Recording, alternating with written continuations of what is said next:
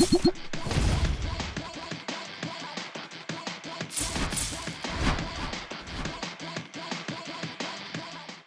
းလုံးပဲမင်္ဂလာပါရှင်။ Sherry ရဲ့ channel ကနေပြန်လည်ကြိုဆိုလိုက်ပါရစေ။ဒီနေ့တော့ Sherry ကိုယ်တိုင်6နှစ်ကျော်အတွေ့အကြုံရှိတဲ့ကစားနည်းနဲ့ပတ်သက်ပြီးတော့တိုင်တွေကိုအနိုင်ယူတဲ့နည်းတွေကိုလာမျှဝေပေးရှင်လို့ပါ။ဒီနေ့လဲ Sherry ကဘယ်လိုကစားလို့အမျက်ကောင်းကောင်းရတာလဲဆိုတာပြပေးပါမယ်နော်။ပထမဦးဆုံးအနေနဲ့ Sherry အမြဲတမ်းလုပ်တဲ့နည်းကတော့ဖဲခန်းရွေးနည်းပါရှင်။ဖဲခန်းရွေးတဲ့ချိန်မှာ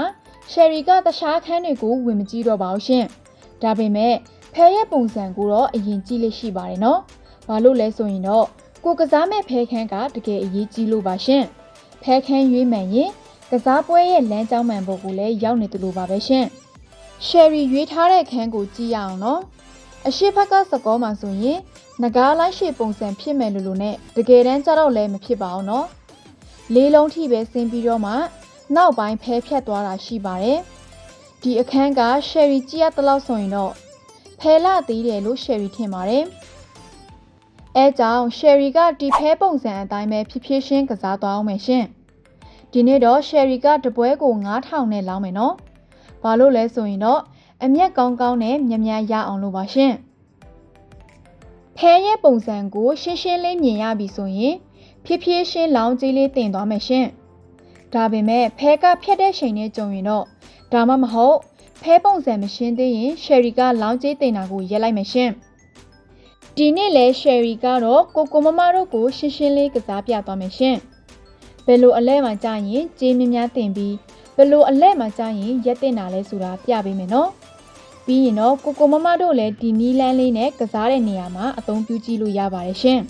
။နောက်ထပ်အရေးကြီးဆုံးအချက်ကတော့ကိုယ့်ရဲ့အရင်းအနှီးကိုစီမံခန့်ခွဲပြီးအသုံးပြုပါ။ပြီးရင် game မကစားခင်မှာကိုယ့်ရဲ့အမျက်ပန်းတိုင်ကိုအရင်သတ်မှတ်ပြီးကစားပါရှင်။အခုစကောမှာကြည့်မယ်ဆိုရင်အနီ3လုံးဆင်းထားတာရှိပါတယ်။ဒီတစ်ခေါက် Sherry ကတော့အနီဖက်ကိုပဲပြန်လောင်းမယ်ရှင်။1000နဲ့လောင်းမယ်နော်။ရှေ့ဘက်ကစကောအတိုင်းပဲပြန်လာမယ်ထင်လို့ပါရှင်။ Sherry နဲ့တူဖဲဖွင့်တာကိုစောင့်ကြည့်ကြရအောင်နော်။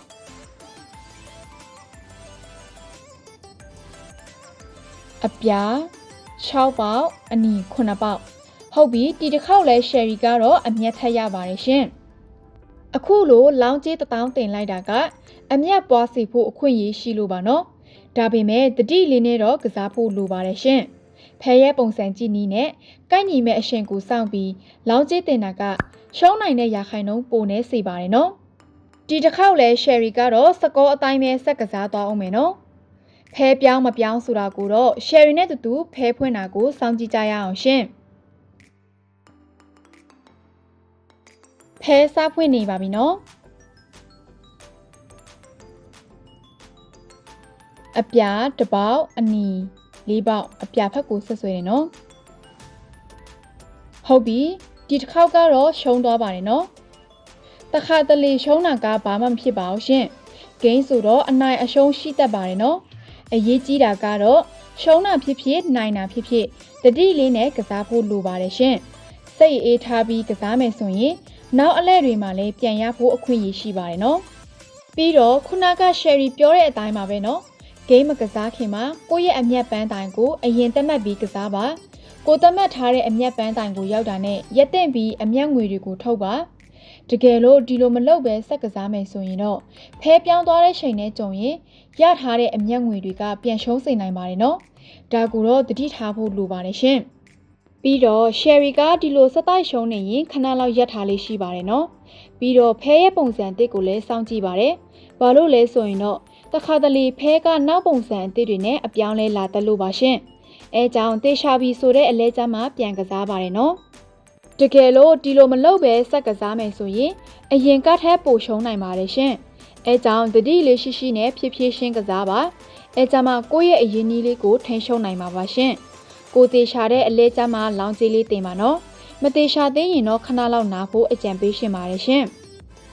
ပြီးတော့ Sherry ထပ်ပြောရှင်တာကရှုံးခဲ့တာတွေကိုအလကားမဖြစ်အောင်လို့အတွေ့အကြုံယူပြီးတော့မှဘယ်လိုအလဲမှာကစားတင်လဲရက်တင်လဲဆိုတာကိုတေချာဆုံးဖြတ်တတ်ဖို့လိုပါတယ်ရှင်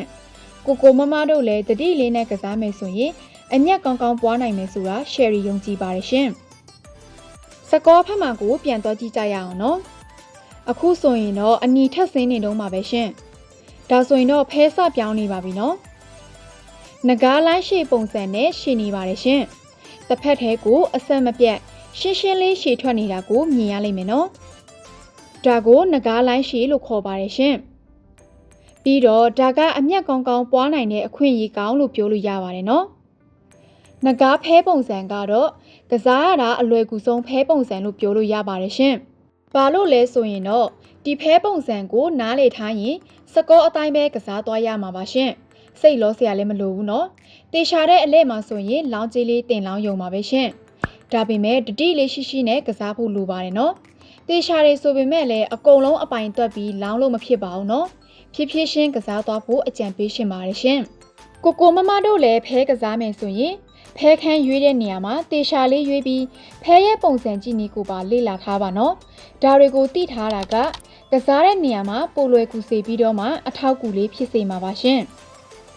ဖဲကစားတာကအလဲတိုင်းထိုးစရာမလိုပါဘူးနော်ကိုတေချာတဲ့အလဲကျမှလောင်းကြီးလေးတင်လို့ရပါတယ်ရှင်ဒီတစ်ခေါက်ရှယ်ရီကလည်းမထိုးထားပါဘူးနော်ဖဲရဲ့ပုံစံကဘယ်လိုဆက်ဖြစ်မလဲဆိုတာကိုသိရှင်လို့ပါရှင်ရှယ်ရီကတော့ကိုမမတို့ကိုအမြဲတမ်းတတိပေးရှင်တာက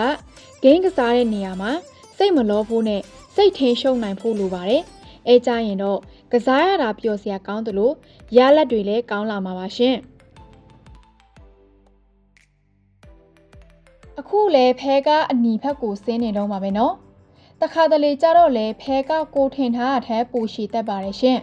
အခုလိုမျိုးပါနော်ဒီလိုမျိုးနဲ့ကြုံလာရင်တော့ရှယ်ရီကစကောအတိုင်းပဲကစားလေးရှိပါတယ်ရှင်ဒါပေမဲ့ဖဲကအရန်ရှည်လွန်းနေရင်တော့တတိလေးနဲ့လိုက်ဖို့ပြောရှင်ပါတယ်နော်ဒီတစ်ခေါက်လဲရှယ်ရီကတော့အနီဖက်ကိုထိုးထားပါတယ်ရှင်ဖဲပြောင်းမပြောင်းဆိုတာကိုတော့ရှယ်ရီနဲ့တူတူဖဲဖွင့်တာကိုစောင့်ကြည့်ကြရအောင်နော်ဖဲစားဖွင့်နေပါပြီရှင်အပြာတစ်ပေါက်အနီ3ပေါက်အပြာဖက်ကိုဆက်ဆွဲမယ်နော်အပြာ6ပေါက်ဟုတ်ပြီဒီတစ်ခေါက်ကတော့ရှယ်ရီထင်ထားသလိုမဖြစ်ပါဘူးရှင်အပြာ6ပေါက်နဲ့နိုင်ပါတယ်နော်ဒီလိုနေရာမှာဆိုရင်ကိုမမတို့မသေးချာသေးရင်ခဏလောက်ကြော်သွားလို့ရပါတယ်နော်ကိုမမတို့လည်းဒီဖဲခန်းကိုတတိထားမိကြလားမသိပါဘူးနော်ဒီဖဲခန်းမှာဆိုရင်အပြာလုံးတွေကစင်းတာနေပါတယ်ရှင်ဒီတစ်ခေါက်လဲရှယ်ရီကအနီဖက်ကိုပဲပြန်ထိုးထားပါတယ်နော်ရှယ်ရီနဲ့တူတူဖဲဖွင့်တာကိုစောင့်ကြည့်ကြပါအောင်ရှင်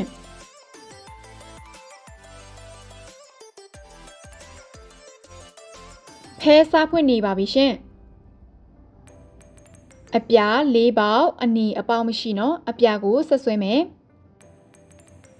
အပြာ9ပေါက်အနီကိုလည်းဆက်ဆွဲမယ်နော်ဟုတ်ပြီဒီတစ်ခေါက်ကတော့အနီ6ပေါက်နဲ့နိုင်ပါတယ်ရှင်ရှယ်ရီကတော့အမျက်ထက်ရပါတယ်နော်ဒီဖဲခန်းမှာဆိုရင်ရှယ်ရီကတော့အမျက်ကောင်းကောင်းရနေပါပြီရှင်ရှေ့ဖက်မှာကတော့နည်းနည်းရှုံထားတာရှိပါတယ်နော်အဲ့လိုရှုံတဲ့ချိန်မှာဆိုရင်လေရှယ်ရီကတော့စိတ်မလောပါဘူးရှင်ဖဲရဲ့ပုံစံကိုတေချာမြင်ရတဲ့ချိန်ထိစောင့်ကြည့်ပြီးမှတေချာပြီးဆိုမှပြန်ကစားပါတယ်ရှင်ဒီတစ်ခေါက်ရှယ်ရီကအနီဖက်ကိုပဲပြန်ဆွဲထားပါတယ်ရှင်အရှိဖက်ကစကောလိုမျိုးဖြစ်မဖြစ်ဆိုတာကြည့်ရအောင်နော်အပြာ9ပေါက်အနီ3ပေါက်အနီဖက်ကိုဆက်ဆွဲမယ်နော်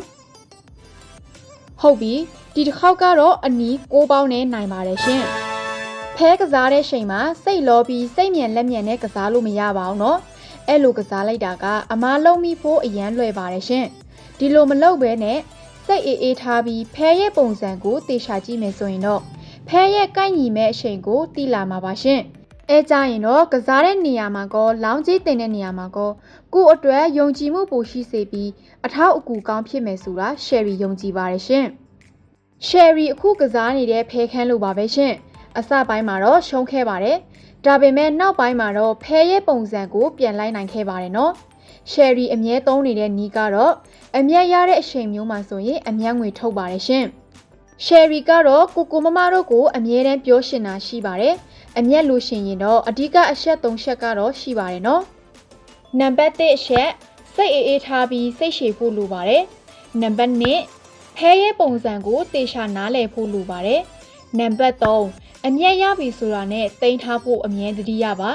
ဒီလိုလုပ်နိုင်ရင်တော့အမျက်ကောင်းကောင်းရနိုင်မယ်ဆိုတာရှယ်ရီယုံကြည်ပါတယ်ရှင် ဒီတစ်ခေါက်လဲ Sherry နဲ့တူတူဖဲဖွင့်တာကိုစောင့်ကြည့်ကြပါအောင်နော်ဖဲစားဖွင့်နေပါပြီရှင်အပြာအပေါင်းမရှိအနီးတစ်ပေါက်အပြာဖက်ကိုဆက်ဆွဲမယ်နော်အပြာတစ်ပေါက်အနီးဖက်ကိုလည်းဆက်ဆွဲမယ်နော်အနီး6ပေါက်ဟုတ်ပြီဒီတစ်ခေါက်လဲ Sherry ကတော့အမျက်ထက်ရပါတယ်ရှင်ဒီနေ့တော့ Sherry သတ်မှတ်ထားတဲ့ပန်းတိုင်တိုင်းရောက်ပါတယ်ရှင်အမျက်လဲကောင်းကောင်းရနေပြီဆိုတော့ဒီနေ့တော့ဒီလောက်နဲ့ပဲနားလိုက်ပါအောင်မယ်ရှင်နောက်မှထပ်တွေ့ကြမယ်နော်ဒီဗီဒီယိုလေးကကိုမမတို့အတွက်အကျိုးသက်ရောက်မယ်ဆိုတာ Sherry မျှော်လင့်ပါတယ်ရှင်